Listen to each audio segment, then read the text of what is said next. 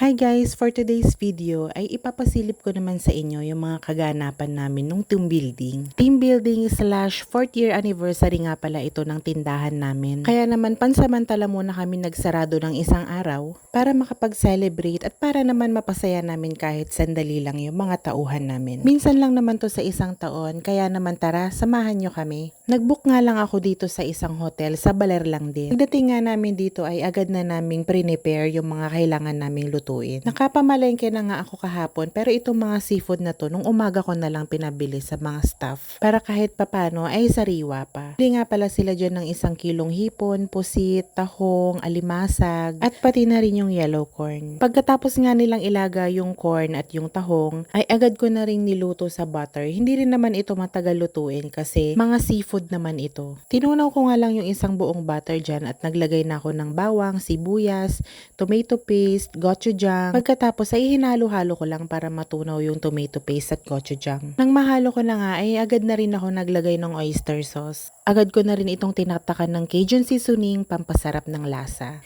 Hinalo-halo ko lang ulit at pagkatapos binuhusan ko na ng maliit na bote ng Sprite. At ito na nga yung magiging pampatamis ng sauce natin at hindi na natin kailangan lagyan ng asukal. Tinimplahan ko din pala ito ng asin at nilagyan ko ng konting ketchup, pandagdag tamis at kulay. Nung okay na nga yung lasa ng sauce ay agad na namin nilagay yung hipon.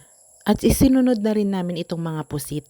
Pinakuluan ko nga lang ito bahagya at isinunod ko na rin ilagay yung mga tahong. At inilagay na nga rin namin yung mga alimasag at yung mga corn kasi nalaga naman na siya kanina. Akala ko nga hindi magkakasya sa kawali yung mga niluluto ko. Buti na lang at saktong-sakto at nahalo ko pa. Hinalo-halo ko nga lang ito guys para naman kumalat sa lahat yung sauce. Noong mga oras na yan ay natatakam na nga kami sa itsura nito. Paano ba naman? Itsura at amoy pa lang ang sarap na. Huwag lang mapaparami ng kain at siguradong magsisisi tayo sa huli. Char. Habang nagluluto nga kami ng seafood, ito namang liempo ay iniihaw na ng mga boys. Bali ito nga pala yung mga liempo at manok na nasa vlog ko nung nakaraan. Bumili din pala kami ng isang malaking isda pang ihaw. Meron din kami diyang inihaw na talong at okra, hindi ko na lang nasama sa video. Habang iniihaw nga namin itong mga to, lalo kaming nagugutom sa amoy at ang bango. Masarap nga ito sa butil fight at buti na lang may puno ng saging dito sa likod ng resort kaya nagpaalam na lang kaming manghingi. Nang malapit na ngang maluto yung pagkain, ay agad na naming hinanda yung boodle fight. At ito na guys, luto na, ready na ang boodle fight. Kain tayo! Maraming salamat Lord sa lahat ng blessings. Happy 4th year anniversary Oppa! Bago nga pala kami kumain dyan, ay ipinagdasal muna ni Pastor Harvey yung aming business,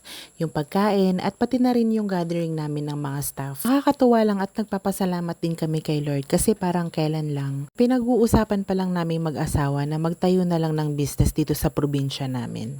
Pandemic nga pala ito nagsimula at naitayo lang to dahil na-lay off ako sa trabaho. At dahil meron nga kaming konting ipon na naipundar namin habang nasa abroad siya, ay nagsimula kami sa maliit na tindahan. At nagsimula kami na isa lang yung tao namin at ako na rin yung isang nagtitinda. Dahil nga sa grace at provision ni Lord, after 4 years, ay yung isang tindahan namin ay naging 3 na at yung isang tauhan namin ay nadagdagan ng nadagdagan. Katuwa ngang isipin na dati ay tayo yung empleyado at ngayon nga ay tayo na yung nagbibigay ng trabaho. Nagpapasalamat talaga ako kay Lord na ina-extend pa niya yung blessing na ito sa mas marami pang tao. Nagpapasalamat nga din pala ako sa mga loyal customers namin na kahit 4 years ng Oppa ay hindi pa rin sila nagsasawa sa samgyupsal.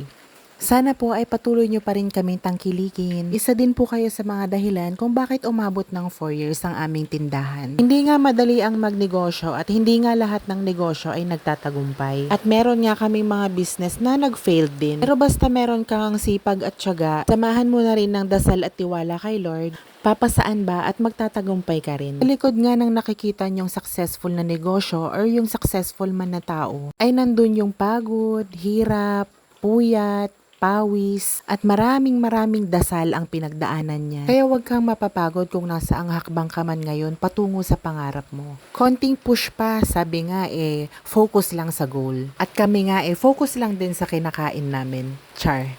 O siya, hanggang dito na lang muna guys, napahaba na ang ating kwentuhan. Abangan nyo po ang part 2 ng aming celebration. Please follow for more videos. Pa-like and share na din po. See you sa aking next vlog. Bye!